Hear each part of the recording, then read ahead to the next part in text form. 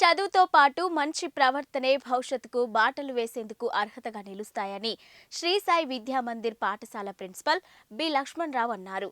శ్రీకాకుళం నగరం పిఎన్ కాలనీలో గల శ్రీ సాయి విద్యా మందిర్ పాఠశాలలో శుక్రవారం ఘనంగా గణతంత్ర దినోత్సవ వేడుకలు జరిగాయి. ఈ కార్యక్రమంలో భాగంగా ముందుగా పాఠశాల ప్రిన్సిపల్ బి లక్ష్మణరావు, రిటైర్డ్ ఉపాధ్యాయులు పాండురంగారావు జాతీయ పతాకాన్ని ఆవిష్కరించారు.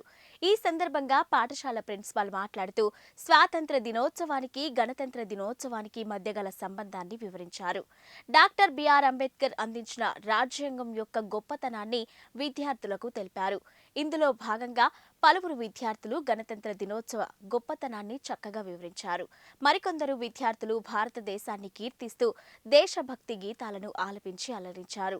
ఈ కార్యక్రమంలో పాఠశాల సెక్రటరీ సీపాన లక్ష్మి, సీనియర్ ఉపాధ్యాయులు కోటి, తవిటి రాజు, పిఎస్ మహాలక్ష్మి, ఇతర ఉపాధ్యాయులు, విద్యార్థులు, తల్లిదండ్రులు పాల్గొన్నారు.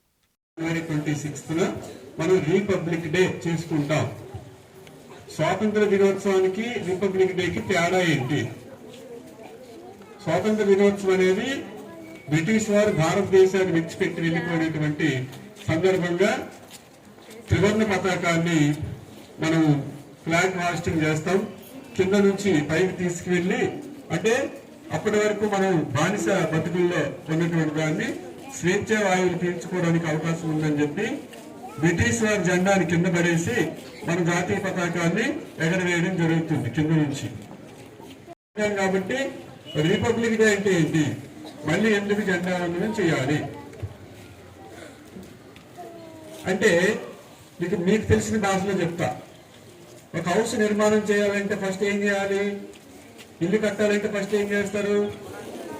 మన సొంత ప్లేస్ కొనుక్కొని భూమి పూజ చేస్తారు. పంతులు గారు వచ్చి పూజ చేసి పునాది రాయి వేస్తారు. అది స్వతంత్రం వచ్చినట్టుగా అనమాట. అంటే మనది అనే హక్కు వచ్చింది కాబట్టి మనం నచ్చినట్టుగా మనం నిర్మాణం చేసుకుంటున్నాం. చూడండి, పక్కన మాస్టర్ గారు ఇల్లు కడుతున్నారు. ఆయన నచ్చినట్టుగా ఆయన చేసుకున్నారు. నాకు నచ్చినట్టు నేను కట్టా. అంటే మన సొంత ప్లేస్ లో మనకు నచ్చినట్టుగా మనం చేసుకోవచ్చు. అలాగే భారతదేశానికి స్వతంత్రం అనేది నాంది పలికినటువంటి రోజు ఇండిపెండెన్స్ డే. తర్వాత నిర్మాణం పూర్తయిన తర్వాత ఏం చేస్తాము? అన్ని అయిన తర్వాత హౌస్ వాండర్ అవుతావు, గృహప్రవేశం చేస్తావు. ఆ రోజు నుంచి నీకు పూర్తిగా హక్కులనే వస్తాయి. నీకు నచ్చిన టేస్ట్ లో ఇల్లు కట్టుకుంటాం.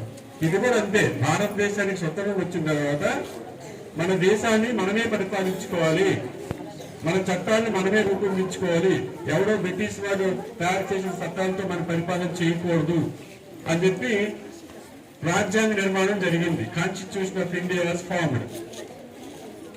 అది 14 కమిటీలు వేశాడు. అందులో డాక్టర్ బిఆర్ అంబేద్కర్ గారు రాజ్యాంగ రచనా కమిటీ అధ్యక్షుడు, డ్రాఫ్టింగ్ కమిటీ చైర్మన్ అంటాం. ఒకసారి వినండి. ఎవరికైనా వ్యక్తికి గుర్తింపు కావాలంటే ఆయనకున్నటువంటి విజ్ఞానం ద్వారా, ఆయనకున్నటువంటి మార్కెటింగ్ ద్వారా మాత్రమే వస్తుంది. మనం అంటాం తక్కువ జాతి వాళ్ళు, ఆ జాతి వాళ్ళు, ఈ జాతి వాళ్ళు, తక్కువ జాతి వాళ్ళకి గుర్తింపు లేదు అని ఎప్పుడు అనుకోకూడదు. మనిషికి ఎప్పుడు గుర్తింపు వస్తుందంటే ఆయనకి చదువు, సంస్కారం ఉన్నప్పుడే వస్తుంది. అంబేద్కర్ గారు ఒక తక్కువ కుటుంబంలో జన్మించినటువంటి వ్యక్తిగా ఉండేవారు. చాలా చాలా బాధలు పడ్డారు ఆయన. ఈ సందర్భంగా ఆయన కోసం చెప్పుకోవాలి కాబట్టి చెప్తున్నాను. ఒక ఎగ్జాంపుల్ మీకు చెప్తున్నా. అంబేద్కర్ నిత్య జీవితంలో జరిగినటువంటి